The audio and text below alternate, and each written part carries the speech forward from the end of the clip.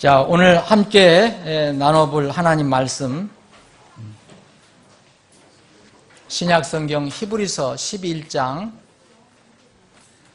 8절로 16절 말씀입니다. 히브리서 11장 8절로 16절 말씀입니다.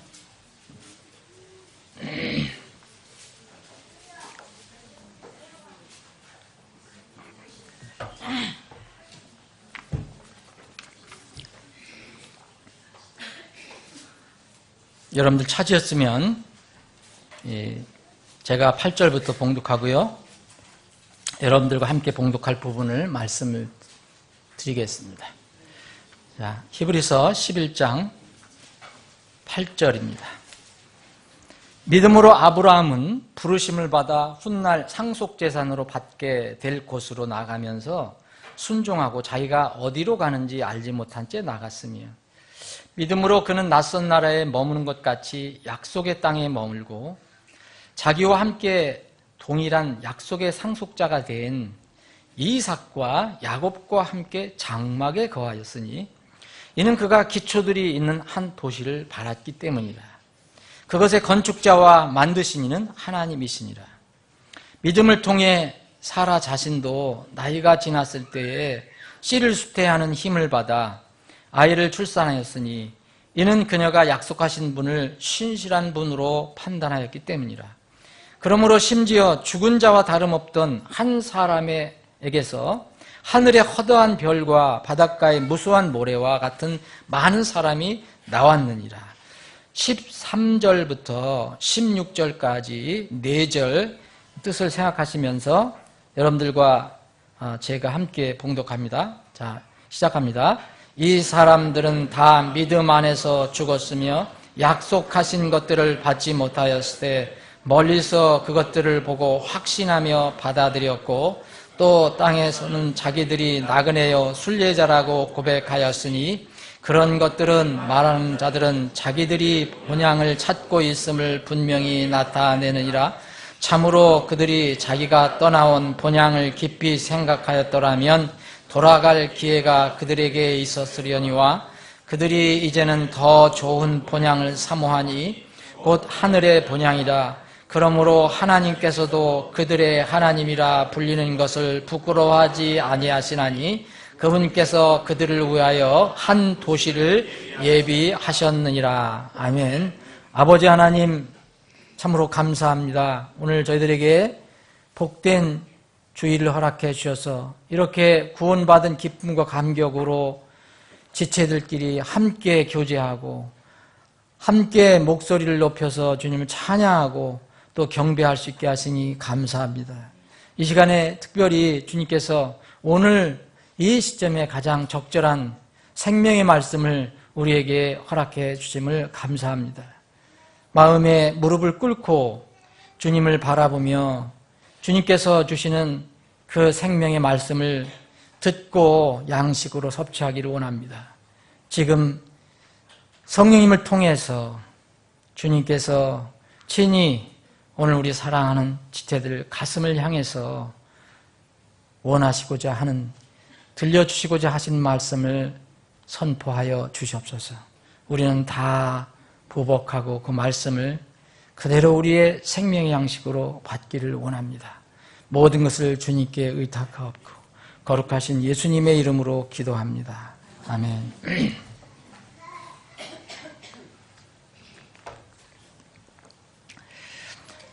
그동안 오랫동안 기도해 주신 덕분에 제가 이사를 무사히 마쳤습니다.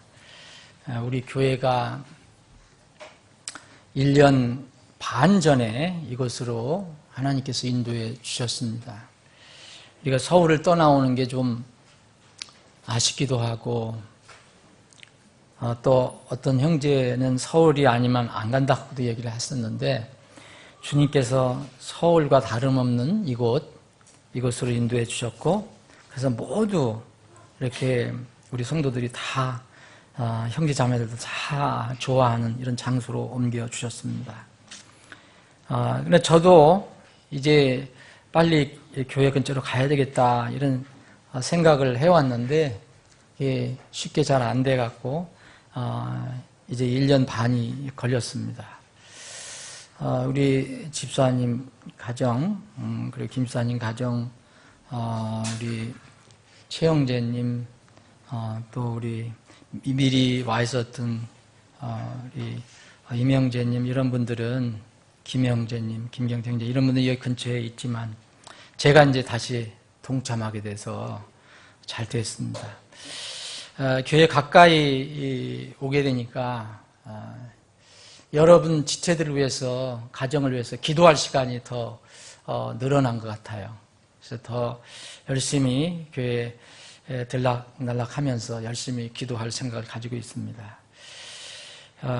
어제 금요일 날 이사를 하고 어제 토요일 처음으로 걸어서 교회를 출근했는데 참 기분이 참 나쁘지 않았습니다.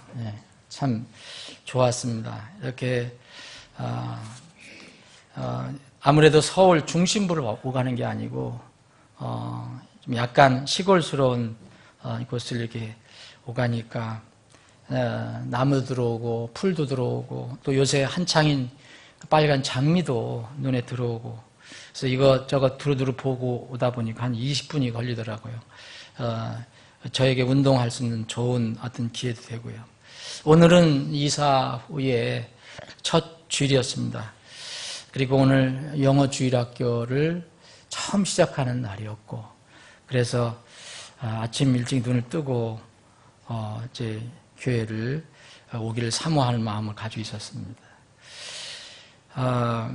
정말 무엇보다도 하나님께서 인도해 주심에 감사드리고 여러분들의 그 기도에 감사를 드립니다. 이번 이사를 하면서 여러 가지 이제 어려운 일이 있었지만 이런 것을 준비하고 실제로 하는 가운데 특별히 여러 번 제가 이사를 했지만 이번에는 영적인 이제 교훈을 많이 이렇게 주님께서 떠올려 주셨습니다. 이사를 하면서. 그래서 오늘 간단히 여러분들과 인사를 하면서 떠오른 몇 가지 영적인 진리를 여러분들과 간단히 나누고 싶은 생각이 들어서 오늘 이 말씀을 준비했습니다. 처음에 제가 이사를 이렇게 준비하고 실시하면서 생각했던 영적인 진리는 죄 문제였습니다. 죄와 정결에 관한 진리에 대해서 생각을 많이 했습니다. 사랑하는 여러분, 여러분들도 다 한두 번 이상은 이사를 하셨을 거예요. 북한 같은 데는 이사할 자유가 없어요. 그래서 그냥 거기 눌러 앉겠지만 우리는 뭐 원하면 뭐 아무 데나 갈 수 있잖아요. 근데 그때마다 이삿짐을 이렇게 싸고 드러낼 때마다 그 자리에 남는 게 있더라고요. 여러분 아시죠? 진짜 먼지가 이건 말이 아니에요. 정말 먼지가 산더미예요. 산더미. 우리 집사람하고 제가 청소를 꽤 한다고 했는데 아니 먼지가 그렇게 산처럼 쌓이는지 몰랐어요. 어디에? 안 보이는 곳에. 근데 물론 보이는 데도 먼지가 있겠지만 게으를 때는 먼지 색깔이 흰색이 아니더라고요. 전부 흑색도 아니고 전부 진한 회색이나 검은색이에요. 보니까 다 흰 먼지가 없어요. 진한 회색이나 검은색. 야, 검은 먼지들이 쌓여있는 것을 보라면서 나도 깜짝 놀래고 이렇게 많이 쌓였나? 짐을 드러낼 때 절로 여러분들 입에서 나오는 게 뭐죠? 아, 더러워. 이렇게 더러운가? 이런 말이 나오더라고요. 제일 더러운 곳이 어딘가 보니까 매일 누워 자던 침대 밑에 보니까 야, 손이 닿지 않아서인지 가끔가다 이렇게 베이킹도 했는데 진공청소기도 했는데 웬 침대 밑에 그렇게 시커먼 먼지가 산처럼 쌓여 있는지 그걸 매일 등에다 대고 잔 거예요. 또 우리가 맨날 먹는 음식을 저장했던 냉장고 뒤에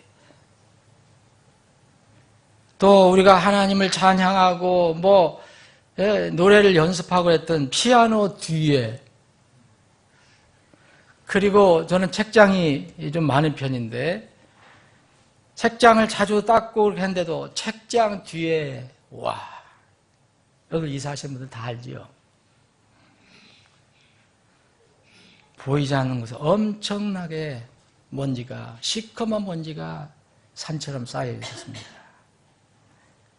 그래서 이사해 주는 사람들은 하루 끝내고 가야 되니까 이런 거 신경 안 쓰잖아요. 근데 우리는 이 먼지를 그대로 정리 안 하고 하면 이 책이나 옷에 다 달라붙어 여기서 다시 해야 되잖아요. 그래서 우리가 그냥 몸이 달아서 우리 집사람하고 제가 그 먼지를 걷어내느냐고. 그 사람들 대충 해요. 그런데 보이는 곳이라도 또 세월이 지나니까 깨끗했었는데 보이는 곳이라도 우중충하게 변해 있는 걸 여러분들 아실 겁니다. 그런데 본래의 색이 유지되는 것이 있어요. 이걸 붙였던 걸 띄고 부착한 걸 띄고 이러다 보니까 거기는 하얘요. 우리가 이 말씀 여기 붙였잖아요. 나중에 나중에 떼일 보면 뒤에 아마 조금 주위하고 색깔이 차이가 있을 거예요. 원래 주위는 이렇게 돼 있어서 차이가 있을는지 모르지만, 벽과 부착물 사이에 간격이 없이 그대로 벽하고 이 다른 물건하고 밀착됐던 곳은 그것을 제거하니까 거긴 그대로 남아있어요. 물론 거기서 조금씩 더러워진 거겠죠. 근데 저희 집에는 말씀 한 구절을 붙인 게 있었거든요. 그걸 딱 붙여놨었거든요. 그래서 그 부분만 추후에 두드러지게 나타나는 거예요. 이거 보기가 흉할 수도 있어요. 그거 안 뗐으면 그냥 이 도배를 안 해도 될 것 같은데, 그걸 떼니까 그 주인이 아마 들어오는 주인이 이게 해야 되느냐 안 되느냐 고민 좀 할 것 같더라고요. 그런 생각이 들더라고요. 우리는 거듭난 후에 세상살이에서 죄의 영향을 받지 않고 살 수가 없어요. 오늘 아침에도 오늘 어떤 주제가 그랬네요. 오늘 아침 성경 공부에도 죄의 처리였는데, 그리스도인 되고 나서 죄를 어떻게 처리해야 되는 건가? 우리가 아무리 이 땅에서 애를 써도 원래 세상이 악하고 더럽고 죄의 바람이 엄청나게 불어오니까, 먼지가 엄청나게 날라오니까 죄의 영향을 받지 않고 살 수는 없습니다. 그러나 말씀이 나를 덮고 있으면, 나의 삶을 인도하게 하면 상대적으로 깨끗하게 우리가 주님 보시기에 좀 깨끗함을 유지할 수 있다고 저는 생각합니다. 그래서 성경이 그렇게 권면해 준 겁니다. 오늘 아침에도 이 부분을 우리가 다뤄봤는데, 한번 제가 읽어보겠습니다. 여러분 잘 아시는 성경 시편 119편입니다. 시편 119편 9절, 청년이 무엇으로 자기 길을 깨끗하게 하리까? 주의 말씀에 따라 자기 길을 조심함으로 하리다. 어떻게 깨끗하게 하냐? 주의 말씀을 따라서 우리가 가는 길을 조심하면 어느 정도 깨끗함을 유지할 수 있다. 내가 온 마음으로 주를 찾아싸우니 오 주의 명령들에서 떠나 방황하지 말게 하소서. 내가 주께 죄를 짓지 아니하려고 주의 말씀을 어디에? 내 마음속에 숨겼나이다. 여기 숨겼다는 것은 저장했다는 겁니다. 여러분들이 성경 구절을 암송하잖아요. 성경을 그 구절을 분명히 기억해서 머리에 가슴에 간직한다는 얘기입니다. 그러면은 이 죄를 짓지 않을 수 있다는 거예요. 우리가 말씀과 더불어 살면 말씀은 우리를 죄에서 지켜줍니다. 또 우리의 마음에서 죄가 들어와도 우리의 마음에서 죄를 씻어냅니다. 여러분 요한복음 13장 기억하시는지 모르겠습니다. 요한복음 13장은 예수님께서 십자가에 이제 돌아가시기 전에 제자들에게 큰 교훈을 하나 주시기 위해서 시련을 하는 장면입니다. 시련, 실제로 어떤 모습을 보여준다는 거예요. 무슨 일을 하셨느냐면 서로 이제 제자들 서로 사랑하게 하려고 어떤 진리를 전해주려고 이제 갑자기 제자들 함께 있는데 옷을 벗으시고 수건을 준비하시고 대야에 물을 떠갖고 오세요. 그러면서 한 사람 한 사람 이제 그 주님께서 겉옷을 벗고 씻어주시는 거예요. 제자들 발을. 그리고 씻어주시고 또 수건으로 닦아주시고 순서. 그런데 거기에 시몬 베드로가 있었잖아요. 시몬 베드로 순서까지 다가오니까 주님을 부르면서 주님, 주께서 절대 내 발 못 씻으십니다. 얼마나 겸손해요. 어떻게 감히 스승이 이 하나님이 내 발을 씻을 수 있겠느냐. 어떤 면에는 참 그 의리 있는 얘기인데 주님께서는 그렇게 얘기하시죠. 너 지금 알지 못한다. 좀 나중에는 내가 왜 이렇게 하는지 알 것이다. 그러니까 베드로가 다시 얘기합니다. 절대로 내 발 못 씻게 시킵니다. 어떻게 더러운 제 발을 씻을 수 있습니까? 어떻게 씻겨주실 수 있습니까? 그러니 주님께서 결정타를 말씀하시죠. 내가 너를 씻어주지 않으면 너와 나는 아무 상관이 없어. 그랬더니 아니 내가 주님과 아무 상관이 없다니, 내가 나를 구원해 주신 주님과 아무 상관이 없다니. 그러니까 베드로가 뭐였습니까? 또 욕심이 나서 아니 내 발뿐만 아니고 내 몸, 손 다 씻어주세요 그랬거든요.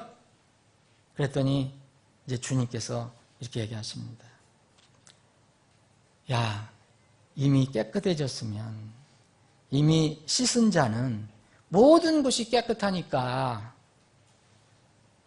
발밖에 씻을 필요가 없다. 그래서 내가 씻어주는 거야. 그러시면서 너희들 여기 모여있는데 너희들 다 깨끗한데 한 사람은 다는 아니야. 그라고 말씀하셨어요. 여러분 이 진리는 아시죠? 이거 실제로 몸을 씻어주는 겁니다. 더러운 발을.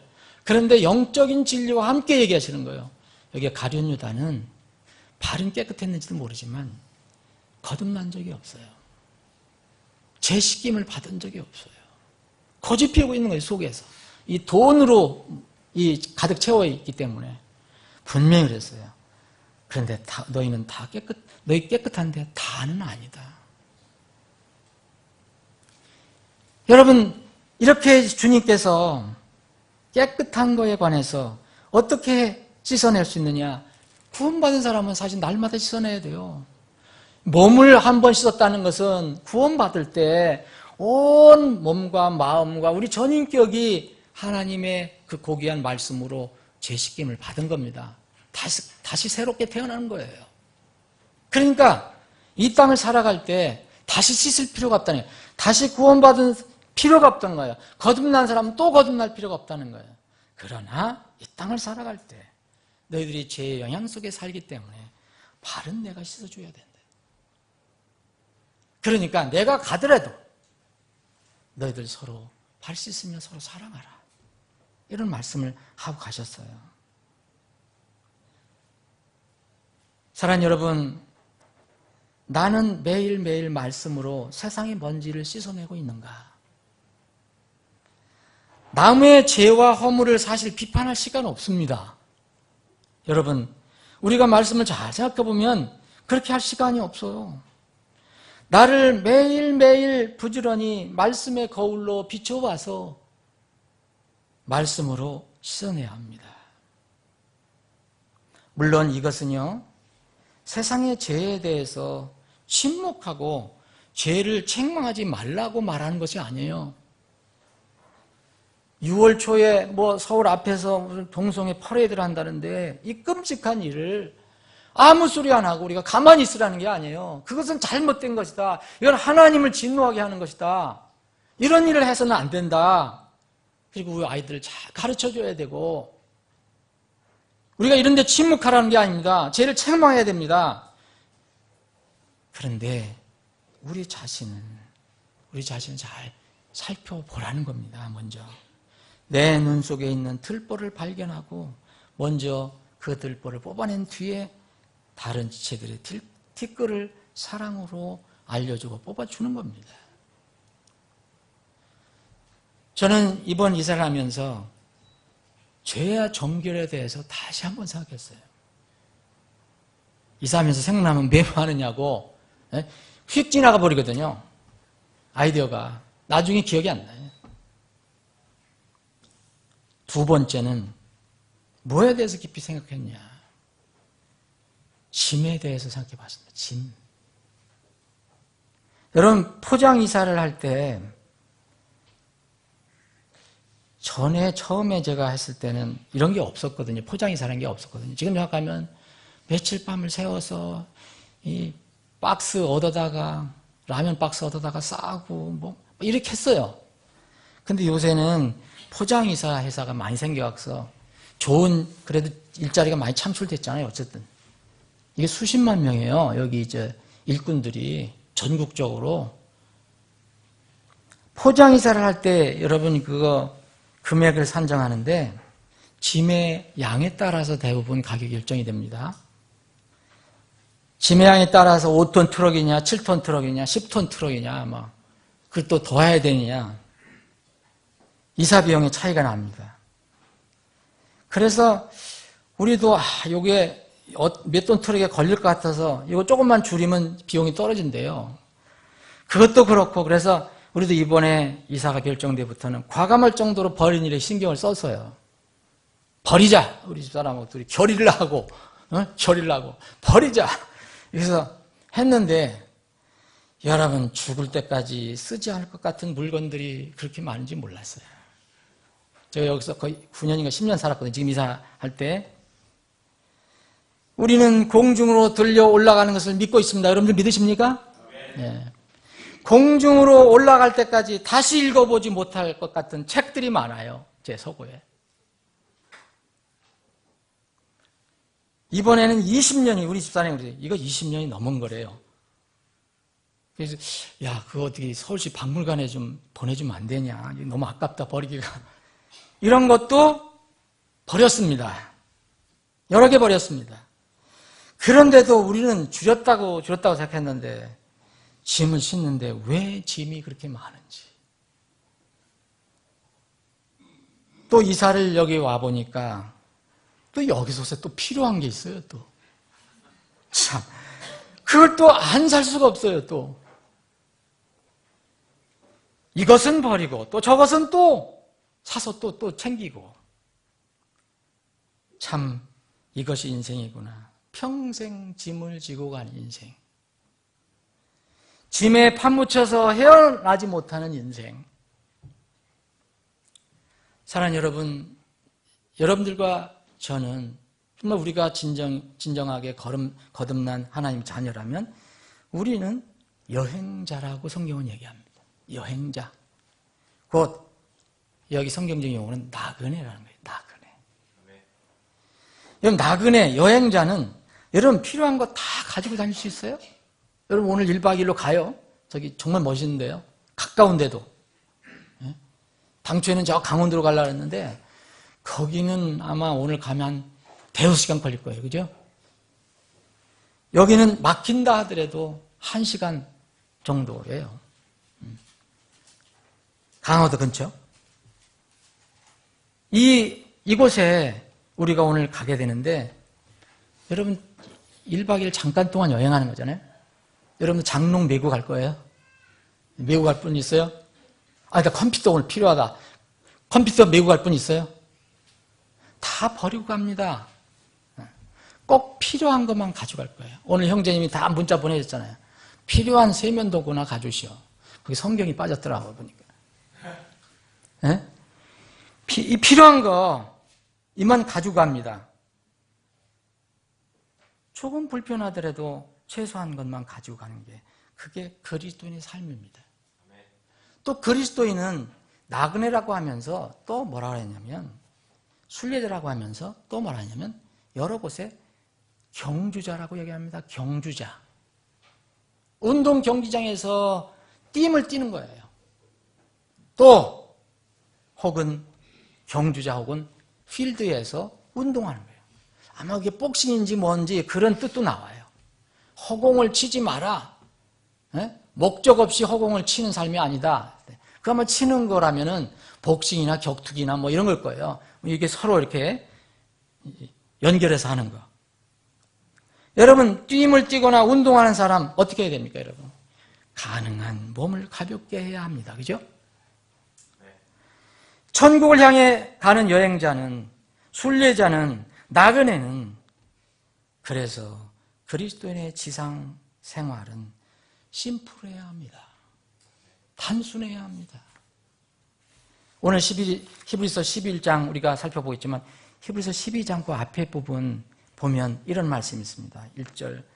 그러므로 이렇게 큰 구름 같은 증인들이 우리를 둘러싸고 있으니 모든 무거운 것과 너무 쉽게 우리를 얽어매는 죄를 우리가 떨쳐버리고, 이게 짐이에요.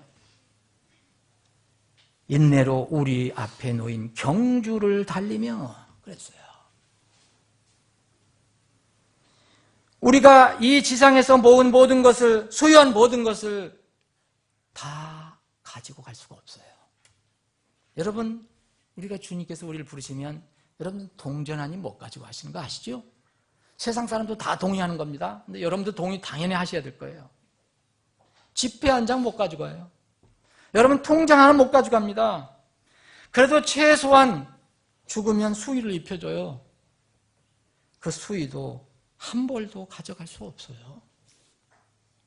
전도서 5장 5절에 보면 그가 모태에서 나왔은즉 나온 그대로 벌거벗은 채 돌아가고, 자기의 수고한 것 중에 아무것도, 자기가 수고한 것 중에 아무것도 손에 들고 가지 못하리니.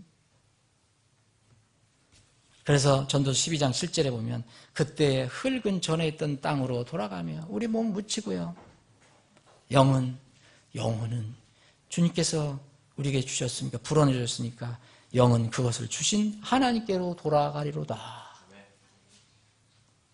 내가 소유한 것, 내가 아무리 애쓰고 땀 흘리고 벌었던 거라도 아무것도 가지고 가지 못합니다. 오직 하나님께서 준비해서 주신 것만 하나 딱 달랑 가지고 갑니다. 뭘까요? 물질이라면 물론 믿음 가지고 갑니다. 세마포 한 장입니다. 저는 그 세마포 한 장이 어떤지 몰라요. 그런데 보면 계시록에 보면 세마포를 입고 간다고 나와요. 사랑하는 여러분, 여러분은 주님께서 준비하신 세마포와 세상에 썩어질 옷 중에 둘 중에 하나를 택하라면 어느 걸 택하겠습니까? 회개해서 세상에서 주님께로 돌아온 사람은 이미 세마포를 약속으로 받은 것입니다. 여러분 준비할 필요 없어요. 그날 올라갈 때 주님께서 다 주실 것입니다. 이사를 하면서 떠오른 영적인 진리, 첫 번째와 정결에 관해 생각해 봤고요. 두 번째는 짐에 대해서 생각해 봤습니다. 세 번째는 본향입니다. 본향. 고향 문제입니다. 고향 문제. 저는 카운트를 해보니까 결혼하기 직전에도 몇 번 왔다 갔다 했어요. 제가 결혼하기 직전에도 몇 번 이사를 했고, 결혼한 후에도 우리 집사람하고 카운트를 하니까 16번인가 그래요. 결혼한 뒤에. 그럼 거의 20번이 가까워요. 제가 이번에 서울시민에서 드디어 경기도 김포시 고천 읍이 되었습니다. 주민등록도 옮겼습니다. 서울에서 여기로 왔어요. 앞으로 얼마나 더 이사를 할지 저는 몰라요.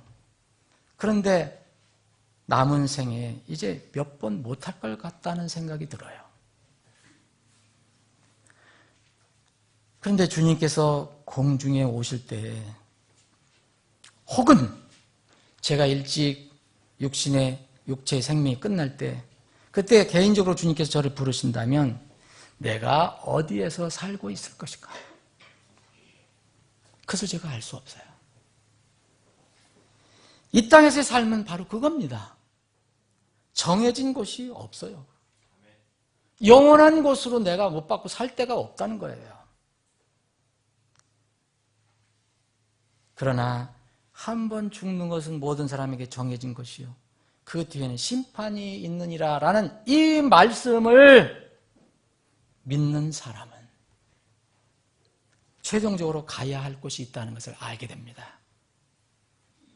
그것을 정할 생각을 가져요. 그것을 어디에다 정할까? 어디로 갈 것인가? 그것을 정하려는 마음을 갖게 됩니다.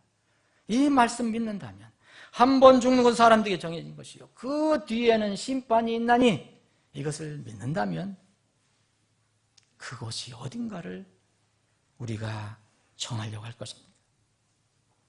이 땅에서의 삶이 끝날 때가 있어요.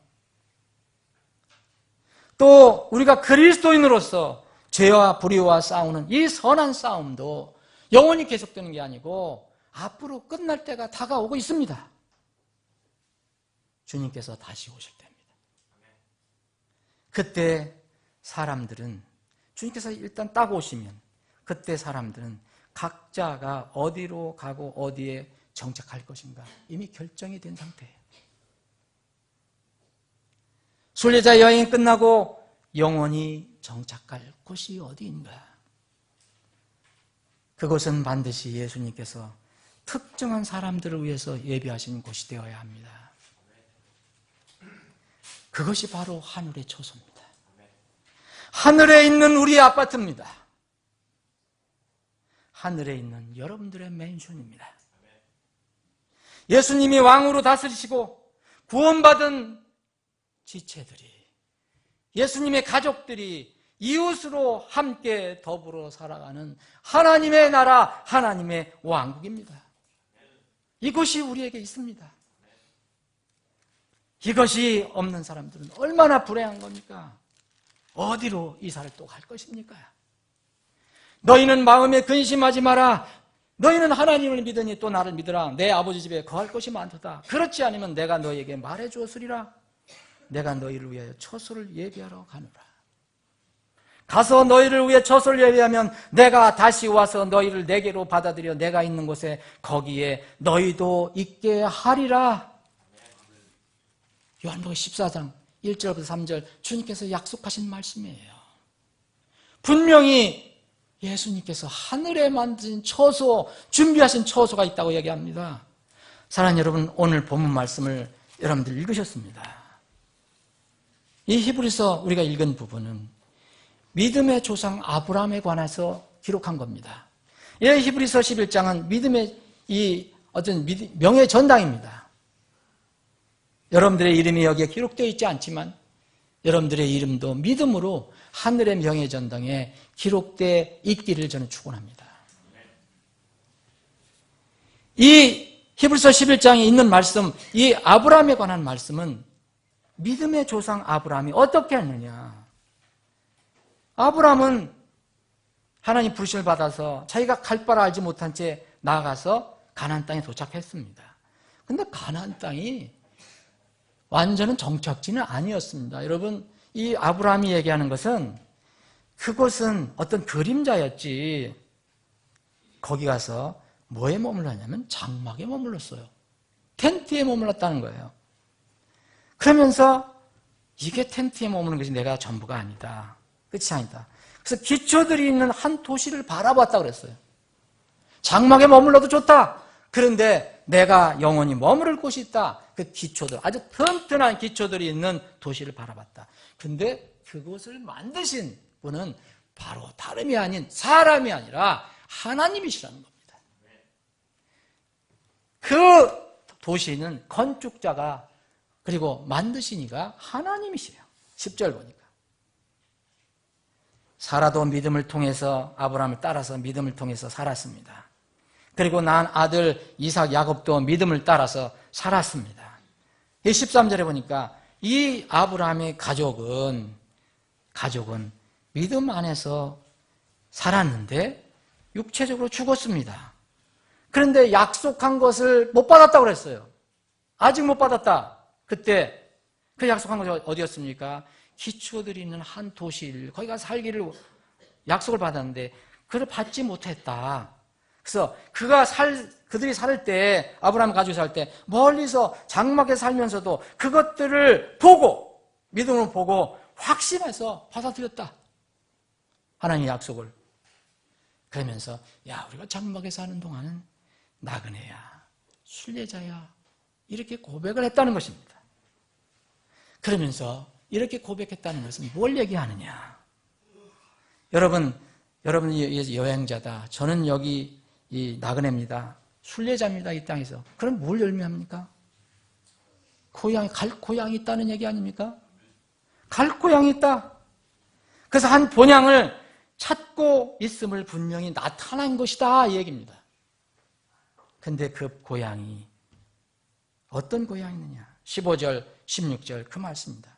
참으로 그들이 자기가 떠나온 그 고향, 본향을 깊이 생각했더라면, 아니 자기가 떠나온 것이 갈대아 우르 지방 아니에요? 그죠? 그거 원래 자기가 고향 아닙니까? 여기였더라면 돌아갈 기회가 그들에게 있었으려니와. 그죠? 다 돌아갈 수도 있었죠. 근데 그들이 이제는 더 좋은 본향을 사모하니 그랬어요. 더 좋은 고향. 더 좋은 고향이 어디입니까? 우리가 주님으로부터 나왔습니다. 믿든 믿지 않든 다 주님의 창조물입니다. 곧 하늘의 본향이라. 그러므로 하나님께서도 그들이 하나님이라 불리는 것을 부끄러워하지 아니하시나니 그분께서 그들을 위해서 뭐를 준비하셨다 했습니까? 한 도시, a city, 이것을 예비하셨다, 준비하셨다. 사랑하는 여러분, 아브라함 가족은 비록 장막에 머물렀지만, 장막은 우리말로 지금 말하면, 영어는 태베나클이지만 지금 우리말 쉽게 하면 텐트입니다. 텐트는 어떻게 해야 됩니까? 어느 때든 떠날 준비를 하라는 거예요. 그렇게 준비하고 살아라는 거예요. 요새 우리나라에서 캠핑족이 급증해갖고 우리 최전환 형제가 좀 바쁜 것 같아요. 캠핑 부속품 만드는 회사니까. 근데 여러분 캠핑족 많이 늘어나는 건 전 영적으로 동의해요. 왜냐하면 이들은 텐트를 쳤다가 또 가시고 떠나야 돼요. 쳐고 또 떠나야 돼요. 여기 히브리서 11장만 읽으면 그 사람 구원받을 수 있을 건데. 인생의 의무를 캠프에 적용한다면 아웃도어 캠핑족은 구원받을 수 있는 기회 많이 생길 거예요. 이게 인생이구나. 그럼 영원히 우리가 갈 곳을 생각해야 되겠다. 사랑하는 여러분, 하나님께서 건축하신 하늘의 한 도시가 우리에게 있습니다. 거기는 더 이상 죄가 우리를 괴롭히지 못해요. 다시는 사망이 없고 슬픔도 울부짖음도 없으며 또 아픔도 다시는 없는 곳입니다. 이곳이 성도들이 사는 새 예루살렘 도시입니다. 요한계시록 21장에 나와 있어요. 이것이 여러분들과 저의 본향이 되어야 합니다. 확실한 본향이 되어야 합니다. 근데 그것은 누구만 갑니까? 누구만 가게 되어 있습니까? 어린 양의 생명책에 기록된 자들만 들어가리라. 그래서 반드시 거듭나야 하고 반드시 확실하게 구원받아야 한다는 겁니다. 교인이 되라는 게 아니에요. 확실한 하나님의 자녀가 되라는 거예요. 그 이름이 하늘에 기록되라는 거예요. 그래야만 그것이 우리의 본향이 될 수 있습니다. 사랑하는 여러분, 여러분의 고향은 어디입니까? 이렇게 물으시면 저 경기도 고천인데요. 충청도 진천인데요. 전라도 광주인데요. 경상도 안동인데요. 아니면 저는 이북에서 내려왔는데요. 이건 묻는 거 아닙니다. 하늘에 더 좋은 본향을 말하는 겁니다. 사랑하는 여러분, 오늘 오후에 이제 거기 가서 1박 2일 교제할 때 뭘 묻는 거냐면, 우리 교제가 뭐냐. 사랑하는 형제, 우리 사랑하는 자매, 고향 어디예요? 이거 사실 확인하는 겁니다. 부디 여러분의 고향이, 본향이 바로 그곳, 다시는 사망이 없고 슬픔도 울부짖음도 없고 아픔도 고통도 없는 영생이 있는 하나님의 왕국 새 예루살렘, 그 도시가 되기를 주님의 이름으로 축원합니다. 기도하시겠습니다.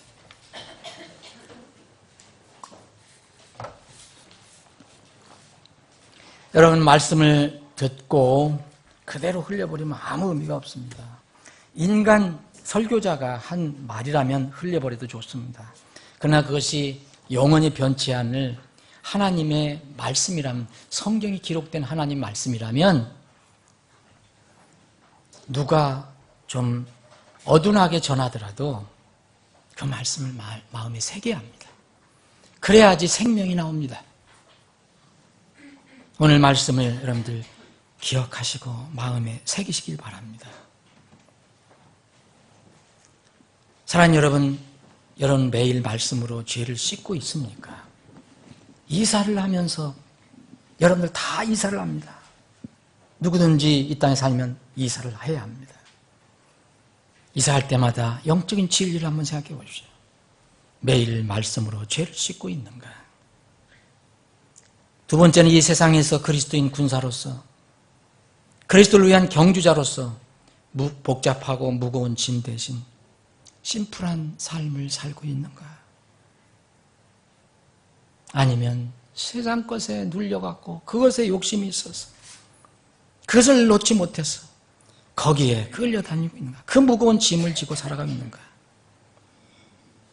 또 마지막으로 우리가 나그네요, 여행자요, 순례자라는 것, 그런 인생이라는 것을 알게 되면 나그네의 삶이 끝날 때 갈 곳이 있어야 한다는 것을 또 생각할 겁니다. 우리 나그네의 삶이 끝날 때 우리가 갈 곳이 정해져 있는가? 땅의 고향과는 비교할 수 없는 하늘의 더 좋은 본향이 우리가 마지막으로 가야 할 곳인가? 이 세 가지를 깊이 생각해 보시기 바랍니다.